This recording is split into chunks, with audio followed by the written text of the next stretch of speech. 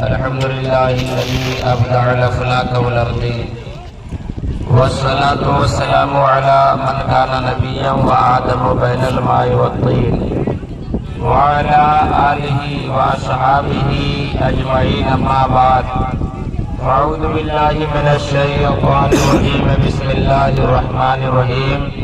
فانكحوا ما طاب لكم مثنى وثلاث ورباع فإن خفتم ألا تعدلوا فواحدا. صدق الله المولانا العظيم وصدق رسوله النبي الأمين المتين المبين المكين الكريم، ونحن على ذلك لمن الشاهدين والشاكرين والذاكرين والآمنين، والحمد لله رب العالمين. آمين آمين بحق رحمت للعالمین. تلاوت آیت کریمہ کی ترجمہ کرنے سے قول اور پیش کر آئی ہم اور آپ عقیدت و محبت کے ساتھ سرکار مدینہ سرور قلب و سینہ آمنہ کے لاڈلے عبداللہ کے دولارے عبدالمطلب کے پوتے یعنی جناب محمد رسول اللہ صلی اللہ تعالی علیہ وآلہ وسلم کی مقدس بارگاہ میں جھوم کر دل لگا کر درود پاک کا نذران عقیدت پیش کر پڑھیں.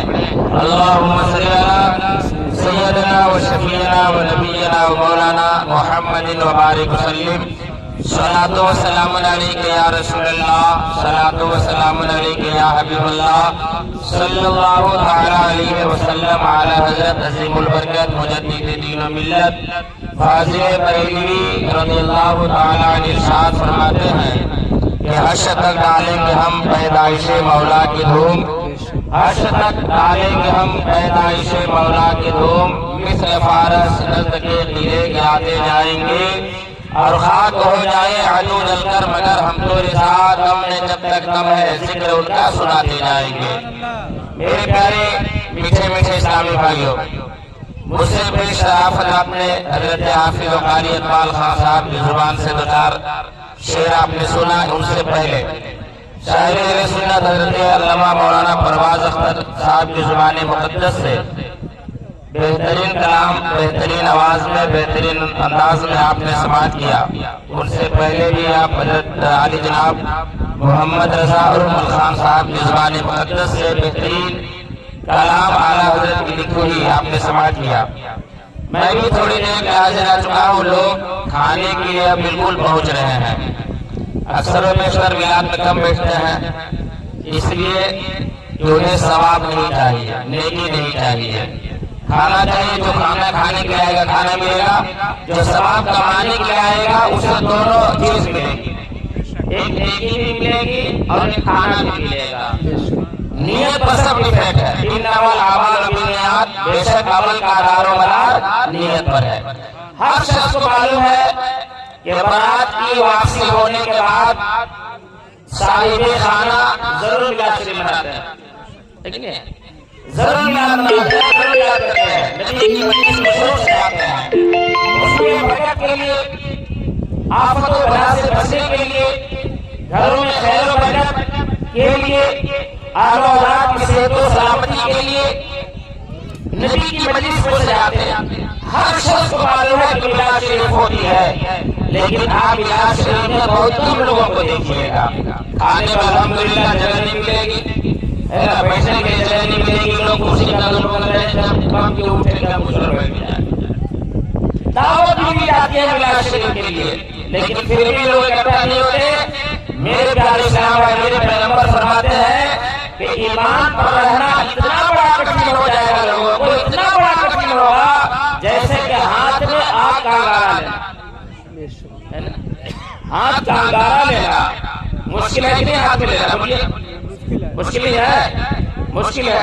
اسی طریقے سے ایمان پر رہنا بہت مشکل ہے. میرے پیارے اسلام بھائی، انسان میلاد سے دور، انسان مدرسے سے دور، انسان مسجدوں سے دور. میرے پیارے، ہم آباد کریں گے مسجدوں کو، ہم آباد کریں گے مدرسوں کو، اور ہم نبی کی مجلس میں جائیں گے. جانے سے کوئی گناہ نہیں ہے، بلکہ رب کے جانب سے اسے بہت زیادہ ثواب ہے. لیکن دیکھیے، پہلے جو مسجد تھی کچی، مسجد تھی پھوس کے. مسجد کیا چیز کی تھی؟ پھوس کے مسجد تھی.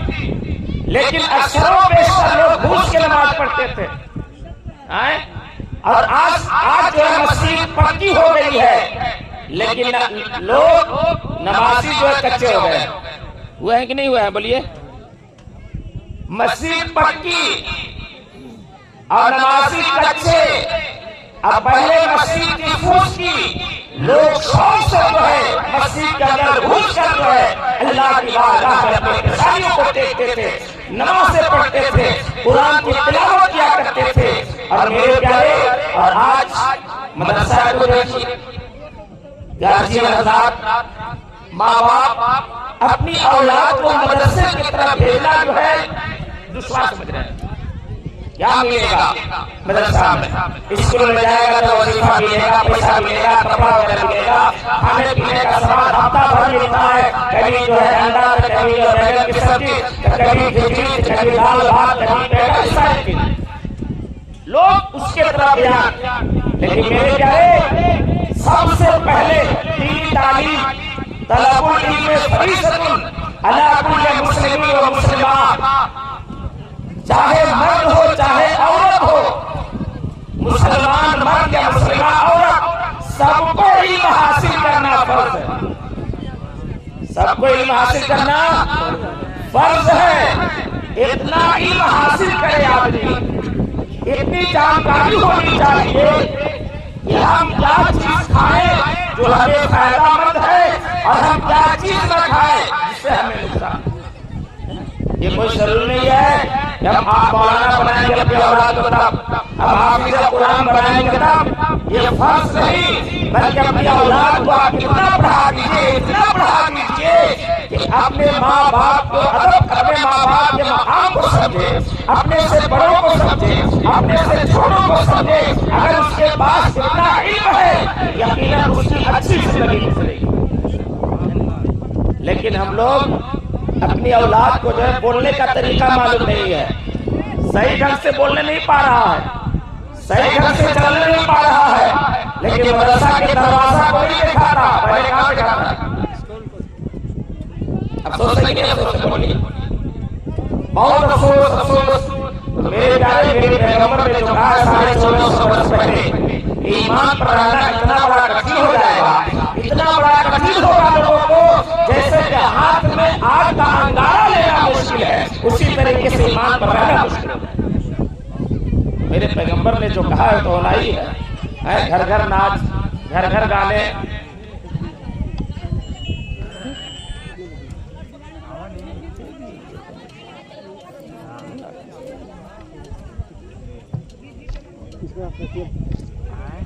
درود پاک پڑھیے. اللہم صلی علی سیدنا و شفیعنا و نبینا و مولانا محمد وسلم. صلاۃ و سلام علیک یا رسول اللہ، صلاۃ و سلام علیک یا حبیب اللہ صلی اللہ علیہ وسلم. میرے پیارے میرے پیغمبر کی حدیث ہے اطلبوا العلم ولو کان بالسین. تو علم حاصل کرو، تو علم طلب کرو. اگر گاؤں میں نہیں ہے تو تمہیں چین جانا پڑے، تمہیں پردیس جانا پڑے، لیکن تم علم حاصل ہے کہ نہیں؟ علم حاصل کرو. پہلے دینی تعلیم، بعد میں دنیاوی تعلیم. پہلے اللہ کو جانیے کہ اللہ ہے کیسے، اللہ ہے کیسے، اللہ نے کس مقصد کے لیے ہمیں اور آپ کو پیدا کیا، اللہ کی ذات کیسی ہے، کھانے پینے کو کون دیتا ہے، زندگی کون دیتا ہے، کھانے پینے کو رزق کس کے دستے قدرت میں ہے. یہ ساری چیزیں سمجھ جائے گا. میرے پیارے اسلام ہاتھ میں وہ چیز نہیں لے گا جو کھانے سے نقصان ہے، پینے سے نقصان ہے. لیکن آج کے دور میں کیا ہے؟ فیشن سمجھ لیا ہے آدمی، فیشن سمجھ لیا ہے.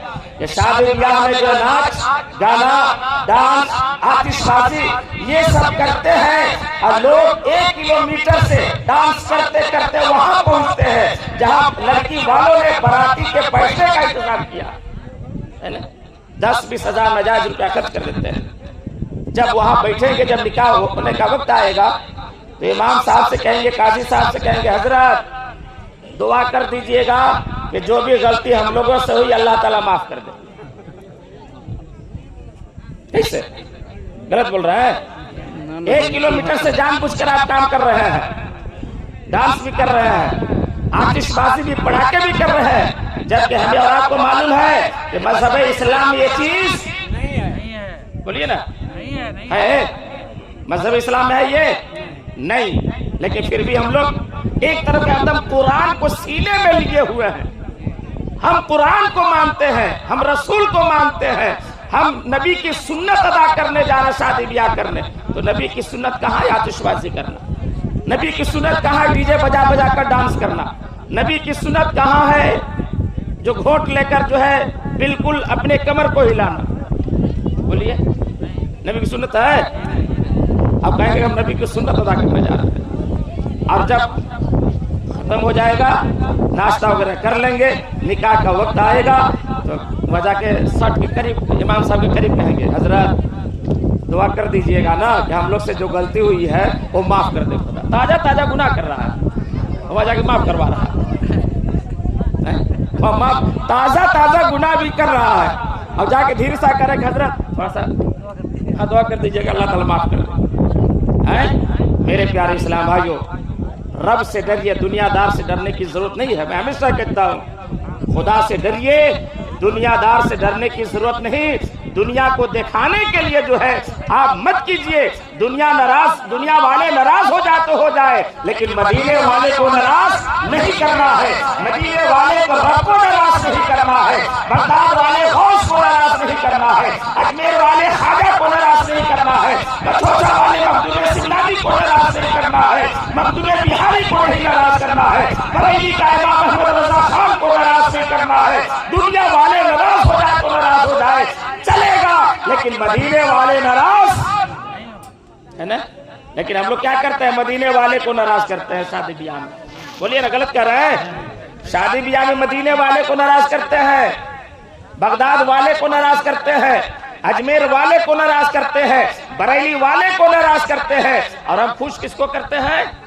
دنیا والے کو، ابلیس کو، سیدھا سیدھا سمجھیے، ابلیس کو خوش کرتے ہیں، ابلیس کے چیلے کو خوش کرتے ہیں۔ لیکن میرے پیارے، ابلیس کو خوش مت کیجئے، ابلیس کو ناراض کیجئے، اور مدینے والے کو راضی کر لیجئے۔ دنیا میں بھی عزت ملے گی، اور مرنے کے بعد قبر میں بھی آپ کی روح کو سکون ملے گا، اور میدان محشر میں یقیناً اللہ رب العزت جب دیکھے گا یہ تو میرے نبی کا غلام ہے، یہ تو دنیا میں اچھی زندگی گزارا ہے، اگر بھول بھٹک کے اگر اس سے گناہ بھی ہوا ہوگا تو انشاءاللہ نبی کے صدقے میں اس کے گناہ کو ضرور معاف فرما دے گا، اور جنت کا حقدار ضرور بنائے گا، ہے نا؟ میرے پیارے، آخری بات، یہ شادی بیاہ خوشی ہے، شادی بیاہ میں خوشی منانی چاہیے۔ میں بھی کہتا ہوں خوشی منائیے، خوشی منائیے، جتنی خوشی منانا ہے آپ منائیے، لیکن ایسی خوشی مت منائیے جس سے اللہ ناراض ہو جائے، ایسی خوشی مت منائیے جس سے خدا ناراض ہو جائے، ایسی خوشی مت منائیے کہ بڑے پیر ناراض ہو جائے، ایسی خوشی مت منائیے کہ عطائے رسول ناراض ہو جائے، ایسی خوشی مت منائیے کہ بریلی کا امام محمد رضا سنیوں کا امام ناراض ہو جائے۔ ہم ایسی خوشی منائیں گے کہ مدینے والے راضی ہو جائیں گے، ابلیس ناراض ہو جائے گا، ہے کہ نہیں؟ ہم شادی میں تو بھائی خوشی کی چیز ضرور ہے، لیکن ہم خوشی کے میں ہم ایسی خوشی شادی منائیں گے کہ ہمارا شریعت کے خلاف ہرگز نہیں، ہے نا؟ میرے نبی نے بھی تو اپنی بیٹی کی شادی کیوں نہیں کیا ہے؟ غوث اعظم نے اپنی اولاد کی شادی کی ہے کہ نہیں؟ خواجہ غریب نواز نے بھی اپنی اولاد کی شادی کی ہے۔ یقیناً ہم بھی ان کے نقش قدم پر چلیں، ان کے بتائے ہوئے راستے پر چلیں، انشاءاللہ العزیز عزت اور ذلت دنیا دار کے ہاتھ میں نہیں ہے، بلکہ اللہ رب العزت کے دست قدرت میں ہے۔ عزت دینا، ذلت دینا اللہ رب العزت کے دست قدرت میں ہے۔ اس لیے میرے پیارے اسلام بھائیوں، شادی بیاہ میں بھی کہتا ہوں خوشی منائیے۔ اللہ رب العزت قرآن مقدس میں ارشاد فرماتا ہے، ایک مرد کو، بس 2-4 منٹ ہو، ایک مرد کو ایک وقت میں اللہ رب العزت کے طرف سے اجازت ہے کہ 4 شادی کر سکتا ہے۔ کیسے شادی کر سکتا ہے؟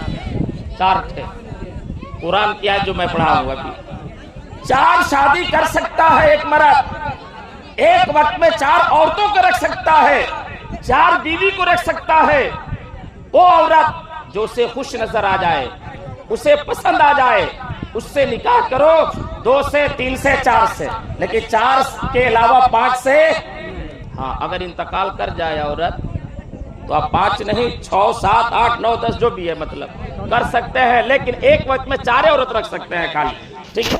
لیکن اللہ کی طرف سے اجازت ہے، لیکن وہی پروردگار عالم اسی قرآن مقدس میں فرماتا ہے، جہاں پروردگار اجازت دے رہا ہے وہی پروردگار عالم اپنے بندوں سے فرما رہا ہے تم 4 شادی تو کر سکتے ہو، 3 شادی تو تمہارے لیے جائز ہے، 2 شادی بھی تمہارے لیے جائز ہے، لیکن اگر تیرے دل میں ڈر ہے، تیرے دل میں خوف ہے کہ ہم 2 شادی کر لیں گے 2 بیوی کو رکھیں گے، 3 شادی کریں گے 3 بیوی کو رکھیں گے، 4 عورتوں سے نکاح کر کے 4 عورتوں کو رکھیں گے، لیکن تیرے دل کے اندر اگر یہ خوف ہو جائے کہ ہم ان لوگوں کو برابر ہم نہیں انصاف نہیں کر سکتے، دونوں کو برابری درجہ نہیں دے سکتے ہیں، 3 تو نکاح کر لیں گے لیکن تینوں عورتوں کے ساتھ برابری سے محبت سے پیش نہیں آ سکتے ہیں، تو وہی پروردگار عالم فرماتا ہے کہ تیرے دل کے اندر یہ خوف ہو جائے کہ ہم انصاف نہیں کر سکتے ہیں 2 عورتوں کے درمیان،